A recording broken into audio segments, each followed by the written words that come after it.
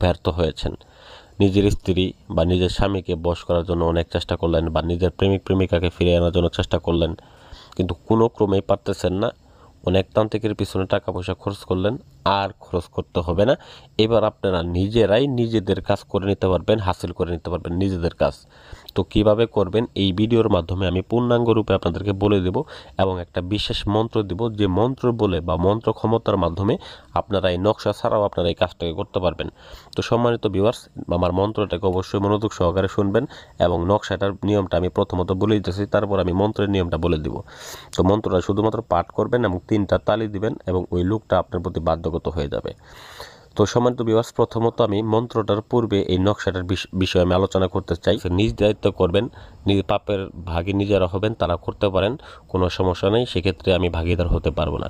তো আমি এই যে মন্ত্রটা, এই মন্ত্রটার আমি অনুমতিও দিয়ে দিলাম। তো অনুমতির জন্য আমাকে ফোন দিয়ে বিরক্ত করবেন না, এর জন্য আমি অনুমতিও দিয়ে দিলাম। আপনারা অবশ্যই ভিডিওটা ভালো লাগলে আমার চ্যানেলটা শুধুমাত্র সাবস্ক্রাইব করে দিবেন, তাহলে অনুমতি নেওয়া হয়ে যাবে আপনাদের, এবং কি আমার ভিডিওতে একটা করে লাইক দিয়ে যাবেন। ধন্যবাদ সবাইকে। আসসালামু আলাইকুম ওয়া রাহমাতুল্লাহি ওয়া বারাকাতুহু।